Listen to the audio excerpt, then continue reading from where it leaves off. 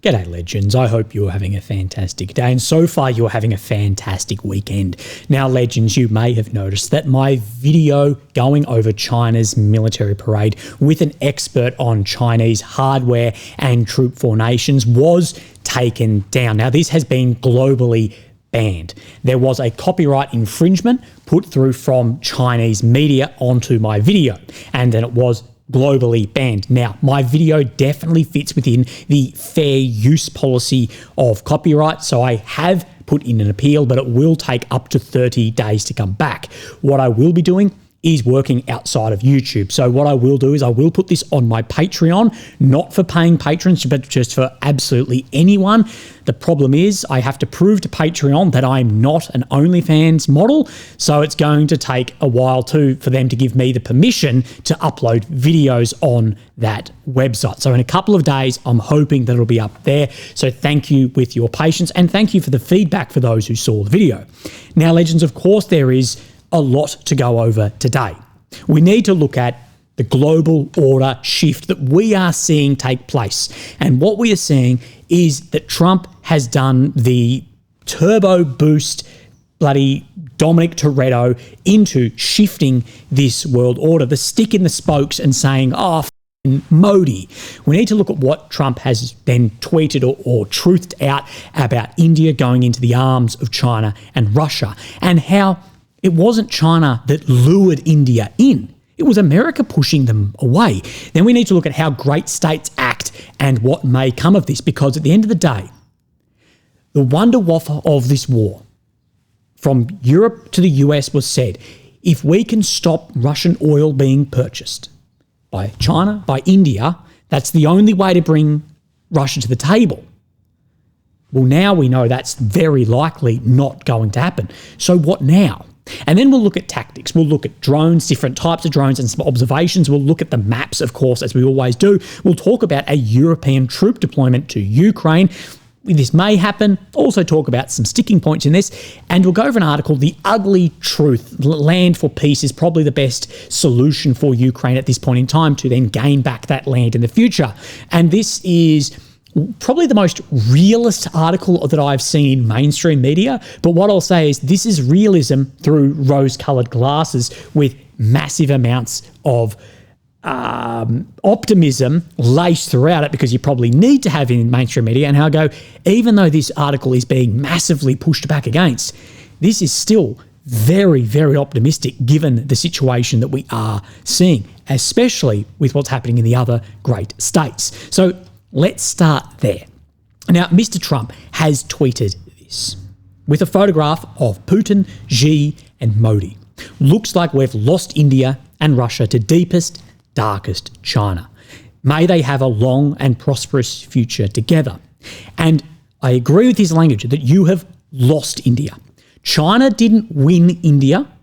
You lost India. And tweets like that, you just can't make this shit up. The global consequence for the US from something like this is potentially massive. And at the end of the day, what the US was asking of India is basically to become a vassal state by reducing their own sovereignty to work with the US to impact Russia through these then secondary sanctions and impact India's own energy, their balance of power internally too. And India, as a sovereign nation can do, they refused this. India's finance minister today has just said that we won't stop buying Russian oil. And this is what I've been saying about this world order, that Trump's tariffs have absolutely put the bloody turbo boost on, is the US is destroying their soft power through the weaponization of the dollar. No wonder other countries are moving away from this or looking for other options or other allies. And we see a lot of this, and I've always said the biggest danger to the West, it's not nuclear weapons, it's not all these other things people speak of, it's hypocrisy and competence. And the hypocrisy that we see, especially from America, is being noticed by every player, from the weaponization of currency through to secondary sanctions, which is weaponization of this, and preaching sovereignty of nations, but not actually following through with that unless they're a progressive liberal state. And even then, you will sanction where you see fit. But Israel has been a huge one of this. Look at the ROE, the hypocrisy that we put on the rules of engagement, the laws of armed conflict there compared to other states. And today, New York Times, the Navy SEALs murdering North Korean fishermen. This hypocrisy is being seen everywhere. Now, you may be able to add nuance onto a lot of this, but a lot of states are seeing this for what it is. And India has gone, well, reason of state, we've got 1.48 billion people. We need cheap, available energy. This is what we are doing moving forwards. And I speak about competency and realism, and we see bits like this. We're going to go from the US ambassador to NATO through to Kaja Kallas, or as I like to call her recently, Kaja von Bismarck. So let's look at Trump's ambassador to NATO. Now, where these other countries are having to respond. And, China, I will note, most of the military equipment they demonstrated in this parade was technology most likely stolen from the United States or our allies. Some of it may have been. We do know China, and especially the Soviets back in the day, stole a lot of military technology and then developed it their own. Maybe so. But when I can get my video back up, you will see there was equipment as well that we don't have, where there's no analog for too, and especially on the manufacturing side to produce max quantities of that. Also, I see a lot of people say, well, all stealth 5th gen plus aircraft are going to look vastly similar because one, they're stealth, it'll be using a lot of artificial intelligence to do the design of this. They're actually going to end up looking very similar. And, they couldn't fight the United States if they tried. We are So they couldn't fight the United States if they tried. Now, crossing bodies of water, the United States couldn't fight China if they tried crossing bodies of water for great state militaries to actually have then land forces, which you would need, is devastating against anyone, even middling powers. Look at Russia and Ukraine across a grassy, flat border. But then saying that we are the only world superpower. That is incorrect. China has a larger GDP than America by purchasing power parity. India will in the coming years. And have a look at the populations. Have a look at a whole bunch of metrics. No, only world superpower would mean that you are a global hegemon. US is definitely not that, whether it's from GDP to people to nuclear weapons. Power with the biggest, strongest economy, and that's what we need to continue to do. We need to continue to invest in our defense, and we also... What I would say is, yeah, you're trying to bring all this back into the US by pushing away all of your partners, and all of this soft power, as you spoke about, is just getting sucked up by other players. Now, great power politics. And The Tragedy of Great Power Politics is a fantastic book written by Professor John Mearsheimer well before this war. And here's some of my notes and some direct quotes taken from this too that I think are very important moving forward. Great power balance against capabilities, not intentions. So these great states, is their intention China to invade America? Is there intention of America to invade China? No. But what they do is they balance against their capabilities regardless of their intention, because the intention can change very quickly. Now, it also says, when great powers confront a serious threat, they pay little attention to ideology as they search for partners. And when there is a serious threat to the survival of your state, you do not pay attention to ideology, you search for partners. The capitalist states will ally with the communist states in the Second World War when there is a threat to their survival. And there's many, many examples of this. Now, as a source behind the scenes said to you and I very recently, this war, the war in Ukraine, is not militarily existential to the West, but it is ideologically existential for the leaders. And things like this are proving this more and more and more. And with the US losing India to China, Putin is getting more than he ever dreamed of in his freakiest, nastiest, wettest dreams ever. Even after the failed initial invasion that would have been planned to come over a number of days or weeks, and now it's into a slow, grinding, attritional, costly war. But if the outcome of this war, which was never even dreamed of in the Kremlin, is the US go isolationist, so they push away Europe, they push away other players, European states, between a lot of the eastern and central states, start having a lot of tensions between them.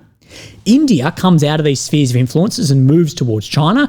Then Russia moved towards China, and there's a new axis of upheaval that has come out from this very minor war when we consider world politics. and the non-existential nature of that war itself, that is a larger success. If that is the outcome in years, that is a larger success than if it was just taken in 2 days for Putin. I think Putin now began, holy shit, this has put the NOS buttons on a world order shift.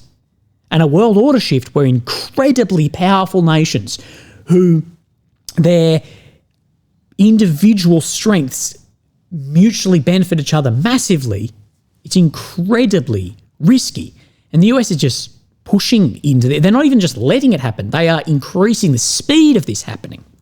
Now, this is some of my specific notes out of some of this book work as well.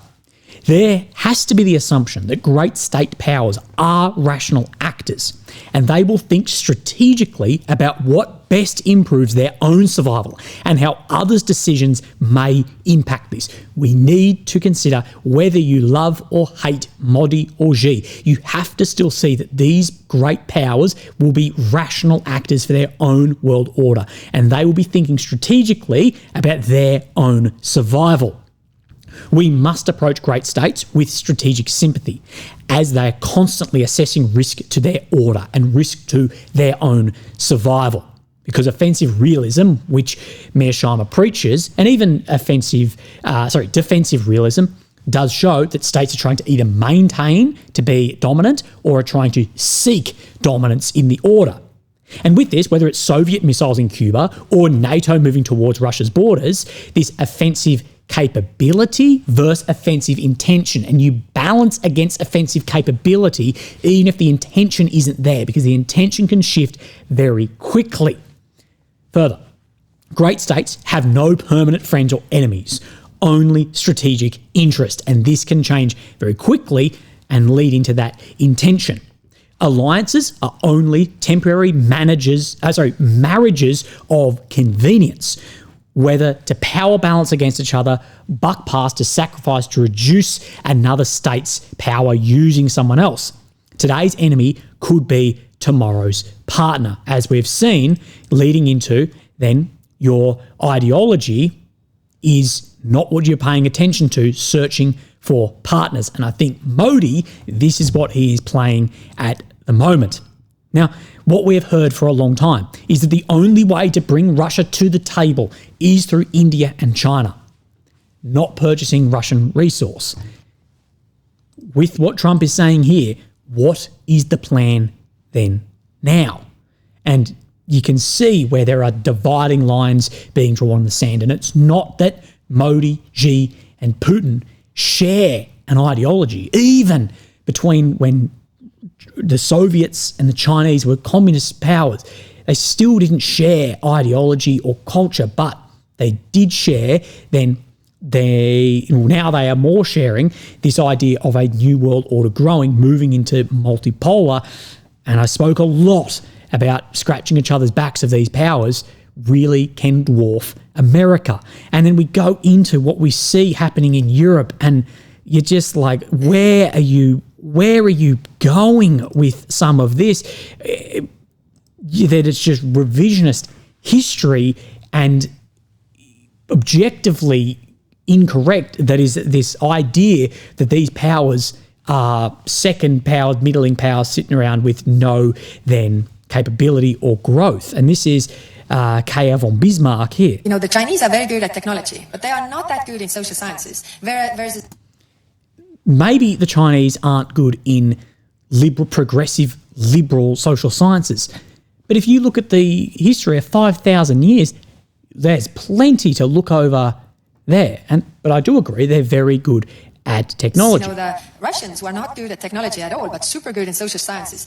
Sputnik went into space and I will say, I actually agree on the very premise here that the Russians and Soviets were very good in social areas. But can you see what I'm talking about? This marriage of power in this as well. So what are they doing? All the actors. But to say, who are trying to make us weaker, they are actually, finding the little fires that are existing in our society. You are lighting the fires by shit like we've seen Trump do. Fuel into those, and both sides, so that suddenly you have really minor issues, really big. I know that leaders like Ms. Callas will say things like, oh, well, no. Any sort of problems we've got is fuel on the fire from state actors, Russia or China. In my opinion, yeah, there definitely would be some propaganda campaigns to pick a thread, but they're picking at that thread. The problems into Europe that we are seeing that people are angry about, yeah, it may be 1% exacerbated by other state players, but it is these leaders that have created the issues that many are angry about. And the rise of the right is not, I know she'll put the stick in the spokes and go, it's Xi doing this. No. All forms of effective propaganda goes on a truth. So it is how people are feeling and then just push that forward. Fires. And everybody's like, where did that come from? In the age of social media, especially the attention span that people have, it is very easy to ignite people to be against something, and this is very hard. I don't have a formula how to address this and get it all right. And again, it is always this, any problems into Europe is not due to leadership decisions. It's always due to another player. Let's look further. You know, that Russia was addressing China like you and like Russia and China, we fought the Second World War. We won the Second World War. We won the Nazism. And I was like, okay, that is something new. Okay, that is that something new? Firstly, saying Russia, well, we should be speaking of the Soviets in Europe and the unfathomable cost that they then suffered, and the tragedy of this 20th century belongs to Eastern Europe, Ukraine, Russia, all these states in here. And yeah, that what she says there is like, that's something new. No, that's not something new to anyone who actually knows about the war, who's outside of maybe American education. And China had 10 million people die due to Japan. And Japan's never answered for any of the horrible things that they have done. But this history lesson that Van fucking Kallismark is giving here is just absurd. But then you can see, first you can, if you know history, then, it raises a lot of question marks in your head. But, I can tell you nowadays people don't really read and remember history that much. Yeah, people don't read and remember history that much. What did I speak about are the largest dangers that I see to the West? Hypocrisy and competence. That we are sliding into being populist only, and it is rules for thee but not for we. And I think that is reducing our power absolutely everywhere massively, and is one of the major reasons we are heading headfirst into potentially bipolar, but most likely a multipolar world. And there's going to be new dividing lines of states that are fucking sick to death of it. And if you can't put yourself in the shoes of another leader, another thought process, I want the West to succeed. I want America to succeed. I want Europe to succeed. I think that liberal democracy is the most fair and prosperous ideology there. But also, I'll look at this and go, what the fuck are we doing? By looking, we are absolutely going against everything that this is meant to stand for. What are we doing here? You are shooting yourself in the foot. And that these powers and states, they don't fall apart in a big bang. They have a slow whimpering death. It honestly concerns me of some of this that we are seeing. Now, let's have a talk about drones. Now, a friend of mine has sent over this, an observation of Garans. In the past, I made the argument that Garans were not drones, but they were cheap cruise missiles.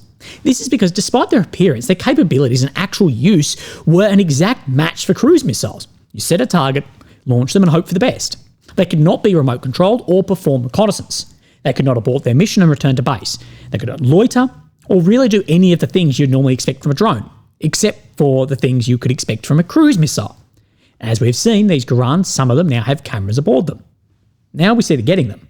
Antennas, remote control capability, I think they can finally be actually considered a drone.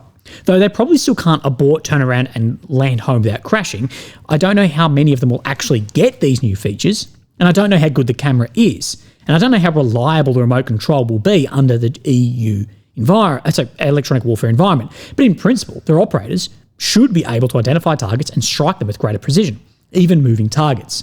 So there are a lot of unknowns, but this could be an important change. And this change from a Garand essentially being a cheap cruise missile to actually working as a drone. But what we do see is the production amount of those has increased dramatically too. Now we see this all-land drone, a Russian drone yesterday. We see fixed wing drone here, but under its wings, we can see 2 FPV drones. And what is being said about this is the Russians have started massively launching FPV drones from larger unmanned aerial vehicles, striking target tens of kilometers away, which we have seen, and using different SIM cards for both targeting and jamming and tracking targets, which you and I did speak about well over a year ago from specifically the all-land drone, speaking to a special operator too. And these working to get up and over that electronic warfare, drop the FPVs behind it because electronic warfare doesn't go that high, and then act as a repeater station for those also. So let's have a look at the mapping. And we do have some significant shifts today, but let's have a look now that we have the numbers for August. We can see where Deep State and Suryak are very, very close. So we know that this was around the 450, 460 kilometre squares mark. AMK is a little bit over this, another 100 square kilometres at 564. Here's a lot more in and around the Kursk region than I've seen Deep State and Suryak maps do as well. But you can get an idea of this. Still more than the previous year, less than the months previous by only a little bit. But again, as we always talk about, these numbers can skew the war, that you could be losing ground and winning an attritional battle. So let's move actually onto the map. Here we have Ukraine, the center of your screen, the capital of Kyiv. The red areas occupied since 22, the purple since 2014, and the red check ground that Russia has made over a 24-hour period. But we will be starting on yesterday's map and then moving forwards. So let's come down into the south, and we see around the Robotne Oroki front line, ground being made in the direction of Mala Tokmachka by the Russian forces. Now, of anywhere on the front, this has the least amount of incentive to show, as it was the most costly area for Ukraine's failed 2023 counter-offensive. Then we'll move up into the Terny front. Now, this area coming out here, I've been talking about for a long time, is very dangerous. It's created this envelopment between the Oskil and Rydkadub, and it is building the Liman, then northern flank around Seversk. And we can see further growth on this yesterday confirmed. Kupiansk pocket, we can see more growth and grey zone coming into this area. Then let's move up to today, but we're just going to stay here and talk about Kupiansk. We can see that was blue, now is grey around Moskovska, but a lot of maps are showing that this is very different. And there's not only maps, there's geolocations showing difference as well. And this is the Suryak maps, movement down into Kupiansk itself and capturing the remainder of the Sinkivka forest 6 ways that we see in here as well. And that during the last 4 days, Russian Army intensified operations on the Kupiansk axis. Controlling the northwestern districts is unclear. The areas around the stadium and central square are either under Russian control or outside of Ukrainian control, aka grey zone. In the northeast, the situation is clearer. Russian forces have managed to reach this river, including this railway station. So in the northeast, movement through here, but there is more and more DRG elements working in Kupiansk on the eastern and the western side, a lot that we are seeing. So keep an eye on this sector. It'd be interesting to see what resources are put into this area and how this may act in tandem with Pokrovsk. And that is where we will stay in the north. We did see this movement up in the northern area. I thought there was another one the other day. We did see around Stroivka, ground made the other day, ground made today in this northern axis, and we do have Suryak confirming movement in this direction as well. So further movement right up in the north. Then we'll come down, and we have the Kupiansk pocket, but we don't really speak about the Bishani side of this, which is the southern end much. And we do have from Suryak today that an area in here is coming back under control of the Ukrainian forces. But this is between Halashkivka and Kolesnivka, which was never shown under Russian control either. So again, this can be difficult to know. Let's move our way right down into Pokrovsk. Speak about what is happening in here as more and more maps are showing further control inside Pokrovsk itself. So let's speak about Udashne. Now, this is in grey zone here. Suryak here saying the last 5 days, Russian Army secured the northwestern outskirts of Udashne and is exploiting beyond this area. We'll come into Pokrovsk actual here, and you can see on day 1285, movement up actually across this main road in here into Pokrovsk itself. Now, many maps are starting to show more and more of this, from Suryak to AMK to many others, up to the most recent and further movement into the center of Pokrovsk itself. Now, this map is not showing this, but there are more, and so we can't confirm this.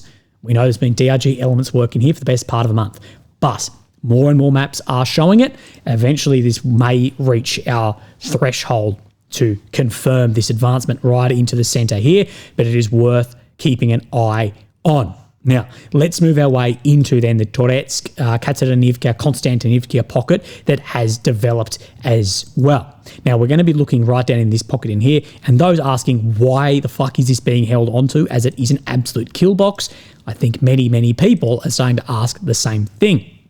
And there's only been some minor shifting in here, but what we do know is the amount of fabs that are landing on this one road from Pleshkivka with drones working in tandem too.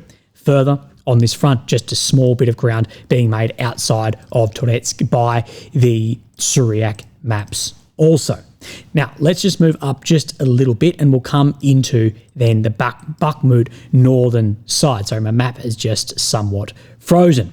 So we have then the Rozdalivkia Solidar area just up in here, and we'll line up with the Suryak's map.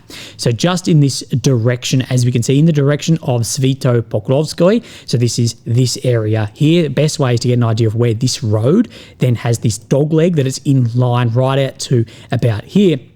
He's saying that since 2024, there has been a restart of operations here and that there is making some ground, and this is the southern side of Siversk. So keep an eye on that. Speaking about Siversk itself, no changes shown on this map, but Suryak is showing that there was Ukrainian advancements into the south of Serebryanka, but some Russian advancements to the west of here too. So this hasn't moved for a very long time. So I think we'll see some instability here. But now that it is moving, tells us a lot about the fortifications and troop makeups that were guarding these areas, especially around the Kremenar forest, which we spoke of the other day. Then we come into Terny, where of course we saw from the south of Zeleny Dolnya this movement coming out here, confirmed by this map. And what have I been saying about this? I see no reason for Russia to push beyond Kharkivka because they'll leave this open to create a kill box. But what they do need to do is expand it to desaturate the Ukrainian forces, drones and artillery back into here, which is exactly what we have been seeing take place. Now, we see that there has been some Ukrainian movement back around in Novomyalivkia as well, but then Russian movement right down around Torshke, and from Yampolivka to Torshke, most likely this is red zone, and as well, that movement that we did see this map confirm. So still a lot of changes happening around here. We spoke about this movement down and around Otokiv that showed yesterday, and then today again, further red check, and then Suryak, he's showing different again. He's actually showing in the direction of Malatot Machka that there was Ukrainian further control here, but still outside of how far it still shows. He still shows more Russian control here, but then more movement up towards Otokiv as well. So this is Otokiv, movement up in this direction right about here. Again, I think that this area has been incorrect for 12 months. In my opinion, and we see a little bit of red check coming out further into Dnipropetrovsk Oblast on the Velika Novosilka front line. But we do have some geolocations today as well.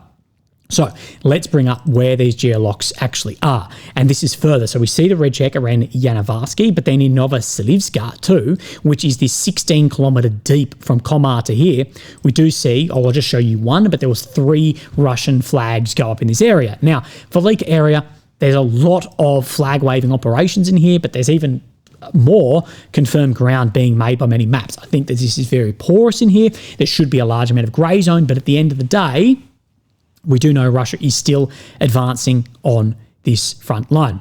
Now in Komashuvka, there is further ground being made by the Russian forces. So if my map will unfreeze, apologies, around Komashuvka, where we're seeing this movement, that was yesterday's update. And then today's update, we do see around Dashne too, which just sits to the north of here, Dashne, just near that Ukraine did take back some amount of the ground in here. We did see this area has moved back and forward over the past couple of months a fair bit. Now, Europe, they talk a lot about, well, the major players in this, about potential troop deployments into Ukraine following a ceasefire. More than 24 countries have pledged to join a force to deploy in Ukraine after eventual peace deal with Russia. The Moscow Times reporting Coalition of the Willing commits to Ukraine force if peace agreed. And the coalition of rhetoric strikes again. This is a reassurance force, a key pillar of security guarantees. And I say that Putin is showing no interest in the peace accord. The extent of any US involvement in eventual security backstop remains uncertain, with Macron saying we have 26 countries who have formally committed. Some others have not yet taken a position to deploy as a reassurance force for troops in Ukraine to be present on the ground. Troops would not be deployed on the front line, but aim to prevent any new major aggression. But if these are peacekeeping forces, they need to apply both ways too. What would actually the ROE be here on if Russia put a bomb up the tube? Is a French soldier going to kill him? But in the same way, if Ukraine then go, yep, we're going to launch something, how does that then work? Because this is exactly what Putin says. Well, then it's just a buffer force. Macron added that another major pillar was regeneration of the Ukrainian army, so it cannot just resist a new attack, but dissuade Russia from any new aggression. The US was being very clear about its willingness to participate in security guarantees, but their contribution remains unclear. Now, Germany, Chancellor Friedrich Merz, has ordered more pressure, but is cautious about involvement. We know Germany's now going to send troops, Poland's not going to send troops, and Italy also won't. So Germany will decide on involvement when the time comes. But what is not being taken into account here is any sort of idea of how power politics actually works. Is one of Russia's major points is no foreign troops in Ukraine following the war. So if you're saying this, then the war's not going to stop. Now, I'm not arguing whether this is fair. I spent the whole first half of this talking about sovereignty matters regardless if you like or don't like the state. Ukraine's sovereignty matters, India's sovereignty matters, etc., etc., etc. But at the end of the day, great powers look at regions around them too, an impact of sovereignty, not on intention, but on capability. And if France and these other states are deploying a shitload in, they're looking at the capability, not the intention. But the reality is, if this is the only way for Europe, the war then will continue. And as I said, Big Rutter, aka Mark Rutte, chief of NATO, loves to speak of sovereignty while obviously disregarding great power politics and disregarding Monroe Doctrine as well. People don't understand the Monroe Doctrine about the US looking towards Europe. But NATO and the EU leaders have zero concept of history. We see, it just shocks me. And my history knowledge in Europe is limited. I'm not a world leader in Europe, but we see Mr. Stubb from Finland just absolutely changing exactly what actually occurred. Kaja Kallas just incredibly fucking embarrassing. But it also the hypocrisy of sovereignty. Look at Hungary and Slovakia, them wanting to act in a way. I'm not saying they're acting in the right way, but the problem is that's what sovereignty means, is these are states that can do what they would like. And these leaders that I see, they are approaching this war with the priority being anti-Russia, not the priority being pro-Ukraine. They will do what is worst for Russia, even if it means it is not the best for Ukraine. A lot in the information space say this as well. And they will sail Ukraine down a path of devastation if it means that it will weaken Russia. In the beginning, we spoke about power balancing, buck passing as well. Now, Financial Times has US has cut security funds to European countries bordering Russia to phase out some of these security assistance programs and won't fund to train and equip militaries. There just hasn't been funding go through, although there is funding until 2026, and the White House is going to reevaluate this. But again, we see the US leaning on Europe for 5% of GDP into their NATO forces, and then we see this friction and fractures growing, as I spoke about in the beginning, between Europe and American security. And then how this is pushing other states and the wet dreams of Putin, which I don't even think were thought about, of what is now becoming as well. Now, the move appeared to encourage wealthier European countries to pay for more frontline states. European governments were startled by the communication and trying to get further details from Washington. But you hear from Big Rutter to Kallas talk about Russia's economy is being devastated. Everything's devastated. They're using washing machines for chips. Big Ruta, he's sort of moved a lot more onto they're building a fucking shitload of tanks. We actually need to be very careful about this. So he's somewhat more realist. But again, if the US isn't supplying massive amount of aid and Russia is as weak as you say, how is it an issue if you're putting in 5% of your GDP? They're trying to understand whether domestic funding can fill the gaps. Now, Germany has basically come out today and said that we still need US funding, that even Germany, the most powerful state in there, is still very concerned about this, and it's going to be brutal with big implications. And what signal, as we try and force Putin to the negotiating table to deter Russian aggression? It talks about some of these programs for fighter jets and ships is not affected by the recent decision. And this Pentagon policy chief seeks to shift US defense resources into the Indo-Pacific to boost deterrence and reduce the odds over a conflict with China or Taiwan. Although the US ambassador says that America is the only superpower, there's no others. But China is significantly more of a threat to America than Russia is. This is why I've spoken at length that we may see US enticement to try and bring Russia back into work with us, to give them something that we may be able to take away again, to not move them further and further to China, because we know the powers and weaknesses of China and Russia complement each other very well to become a much more powerful group or institution, although there's nothing official between them. Now, we did see that earlier this year, the US did halt shipments, primarily due to the stocks running low, due to what was happening in the Middle East, happening in Ukraine, if something did happen in the Indo-Pacific. Now, let's go through this article here in the Telegraph. And I see a lot of people taking the piss out of this. I'm going to take it even a step further. Now, Mr. Mark Brolin, he writes, the ugly truth is Ukraine would be better off trading land for peace. Given that neither Washington nor Europe is willing to provide the force needed for an immediate Ukrainian battlefield triumph, regardless of what is delivered, manpower will remain the issue. Realism demands an alternative.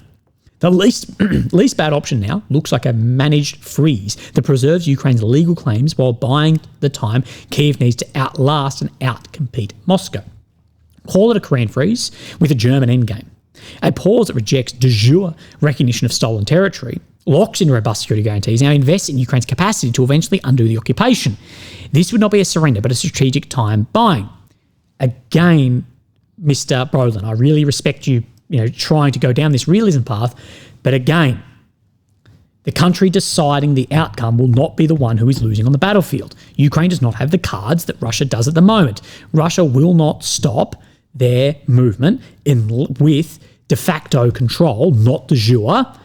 They will not stop with troops being on the ground and Ukraine with the capacity to eventually undo the occupation. This is the problem, Mark, is that what you're going is that Russia would say, yep, okay, sweet, we'll stop in a position now that will allow Ukraine in 10 years to take back these areas. And this is the thing. He also speaks about winning time is likely due to the kleptocratic structure, sanctions capital, and what has huge problems in Russia, but war will either make it way worse post or actually improve it post. We will actually see, because it could go one or two ways. War upends everything, could clean slate. You don't actually know how that's going to go. But speaking about, well, these sanctions are going to erode Russian capability over the years. Do you think that Russia is going to stop this war without relief from sanctions? Or if they don't request relief from sanctions? I've actually said, if Russia ends the war and don't request sanction relief, is actually a worse message, in my opinion, than if they do request sanctions relief. Because if they do request sanctions relief, go, hey, look, we know that it's working, and give and take on this. But if they say, we don't actually give a shit about your sanctions, we've moved all our industry to China and India and et cetera, it's actually a worse outcome, because then we go, holy shit, that didn't work. And in the future, what strings do we have to actually pull? But again, they're not going to stop with just de facto control of these regions. They're not going to stop without sanctions relief, and they're not going to stop if Ukraine has then just pumped in billions and billions and billions of dollars and troops in also. So it's nice, but this is still very utopian regarding the situation we actually see on the battlefield. Domestic politics in the US impose real limits on what the White House can credibly commit to long term. American public opinion and sharp partisan splits makes open-ended escalation politically fraught. From now on, US will continue to see Russia as primarily a European problem. Yes, and I believe that is a mistake, because if you see it as primarily a European problem, you need to see Russia as a balancing problem, that if that tilts towards China, tilts towards India, the power balance does get shifted. And it's not that states can't rise peacefully, but can states then deteriorate peacefully as well? However, Trump is likely to be the last US president beholden to the outdated Cold War reflex under which the slightest rebuke of Russian bear is feared to be a prelude to global conflict. The bear is seriously moth-eaten than most previous. Now, again, Russia's power is not what the Soviets had conventionally. Because their conventional power is growing, and the offensive experience in conventional warfare is the most in the world, and they still have the largest nuclear arsenal in the world too, and that their real Russian power sits in Chinese resource trade and the ability for China to have access to massive amounts of cheap energy or food to further push China to be a hegemon. That's where Russia's power sits. Russia's power sits in their relationship with China and India, not in their domestic at-home power. Third, Europe is waking up. Dumb and independence on Russian energy were embarrassingly naive decisions. I completely agree in this. But again, the reliance on that and the moving of manufacturing, what we haven't seen is, can powers like France and Germany actually compete with larger nations now, with the energy prices, with politics, with restrictions, with red tape? Again, they're still reliant on the US heavily. Now, he speaks about this. Moscow will no doubt continue to orchestrate the relative decline of Russia every year for decades. And what I've said about this, I said in my video, not yesterday, day before, end of the war, it may either speed up that or start reducing that. For decades, freed former Soviet states have continued to widen GDP per capita gap with their former oppressor. Except for, this goes for everyone, except for Ukraine, Moldova, Kyrgyzstan, Tajikistan as well. A managed freeze would not be an abdication of principle if it was accomplished ironclad verifiable conditions. The essentials are simple and enforceable. No legal recognition of territory, multi-layered security guarantees, air defences, munitions, rotational training, secure parts of the pipelines, automatic reversible sanction triggers, material breach for Russia, investment program to accelerate the gulf in living standards between free and occupied zones. And again, this is what I've said, is given these first areas in this, the war's not going to stop. If there's no recognition, then we're going to keep going, or we're just going to dig in and not end it here either. We're going to fire in a missile every so often and make the war just continue, because time is on Russia's side when the war is continuing. He is saying the time is on Ukraine's side if the war were to freeze, which may be true. But again, you need to see that these are still players in a war, and that Moscow is not going to just agree to this. Whether it might be the right thing to do, you need to still be realistic in this. Now, this is interesting. Accelerate the gulf between living standards between free and occupied zones. This is something that we had a guy behind the scenes here speak about, that the best way for these zones to come back into Ukraine is probably by lure, not by force, is that you have, similar to what we saw in many other states, is one doing really well, one doing poorly, and that you're luring these people away from that more so than taking it by force. The ingredients would transform a pause from the diplomatic limbo into another contest of systems, a march that could end over years rather than decades with a reunited Ukraine, that has outpaced the occupier much as West Germany outpaced East Germany. This enticement of power, this could work, but the losing state does not dictate the terms. And again, it's making out like this is exactly what would happen. Doing something like this, even if it was agreed to, is still a huge gamble, and it may not work like that over, you're saying years, it may not work over decades, it may never work, okay? It's still a huge gamble in this, that it's a gamble on it's a gamble on a board of which you're saying that both sides have equal power here, which is not what is occurring. Legal claims preserved. And even further, go back to the beginning of this video. If the way to impact Russia was India and China, and now that those two are off the table compared to what Trump is saying, why would Russia stop now? Critics say a freeze rewards aggression or normalises land theft. This misunderstands the plan. A freeze that describes explicitly preserves legal claims and keeps sanctions and political pressure on the table, making it merely acknowledges battlefield reality today and future reversal of Russia's fortunes more likely than acquiescence. Military and security guarantee, a community vastly exaggerates the strength of the Russian Potemkin country. Potemkin is designed to look strong, modern, or capable on the surface, but is actually very weak. Again, though, there's been the opposite of this occur, this idea that Russia was incredibly weak, falling apart, dishwashers for chips, and can't make anything, whatever. And now we've seen they're not frozen out of international affairs. They're working with the two largest countries on earth, with the first and third largest economies, that it goes against this. And this goes down into that Russophrenia, that they're about to take over the world, meanwhile about to collapse as well. For Ukrainians living under pressure, a pause will feel unsatisfying unless it tangibly improves prospects for a return of their land.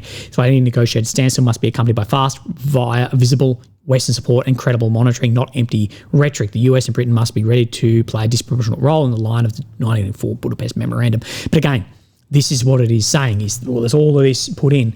But what I'm saying is, in the real world, Russia's not going to agree to this plan that eventually would have Ukraine in a position to take that area back. History offers both warning and consolation. Korea's armistice was frozen, a terrible conflict for decades. Germany's division, by contrast, ended in reunification.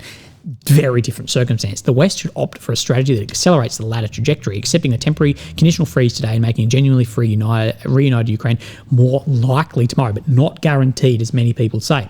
He says this is ugly realism, and many people have said that this guy's a Kremlin shill for saying this, and this is still absolutely very optimistic on these grounds. It asks politicians and publics to tolerate an interim injustice for the sake of a better eventual outcome. These were alternatives: a perpetual slaughter or half-hearted, unsustainable escalation. A disciplined pause with teeth and funding is the clear strategic choice. Given everything, a frozen front now really does appear to be the prize for future freedom. Maybe, but it's still a gamble. Trump now has a chance to save face by pushing the approach described, making clear that Russia will receive no concessions beyond temporary, non-recognised control of the territory it has stolen. Okay? Make it clear that Russia is not going to receive any concessions here, and we'll see the war continue. This is the impossible diplomacy that is taking place. And if you ask me, watching this war closer than I think anyone, day to day, today, from tactics to strategy, to operational capability, to intention, to international affairs, and the groupings being made, the longer this goes on, it's going to deteriorate further, leading in more likely of more de jure control, more impact on Ukraine's future with its institutional joining as well. And I still have this big feeling that I know Trump says India's gone. It's too, like, if there's anyone with their fucking head screwed on inside the Pentagon or the White House, they'll be going Trump. That's a bad move. The danger that I think is that I think Trump is doing what a lot of Soviet leaders did, is created an environment where your own intelligence services won't tell you something that is bad, wanting to save face, and if they do, they're bloody sacked, and therefore he gets a skewed environment of the pseudo-environment that he's set from the intelligence services. We saw this. The KGB, GRU were too scared to tell Stalin or other leaders certain bits, so he had a very skewed vision of what may have actually been going on. I think Trump, and I'm not trying to bring between him and Stalin, I'm not, but what I'm trying to say is I think that his ability to just post and shit can someone online or sack someone, you can't do that. You still need people who push back against you as well and say, hey, look, by fucking putting this on truth.com and all this, you're losing India, you're losing maybe any prospect of bringing Russia back into the fold, which Russia and China together is serious problems and concerns. Eventually, great powers, America being the great power at the moment, need to look beyond ideology alone. What are we sacrificing here for a non-existential threat to America? I want America to succeed. I think they are the most successful, prosperous culture that we have ever seen, and the ability for the living standard of almost 400 million people is unbelievable, but I just don't know what trajectory they're actually on. And this is from someone who was a Trump guy. I don't know what's fucking going on. Legends, I hope that you are having a fantastic day. Look after yourselves, and I'll speak to you tomorrow. Thank you. Bye-bye.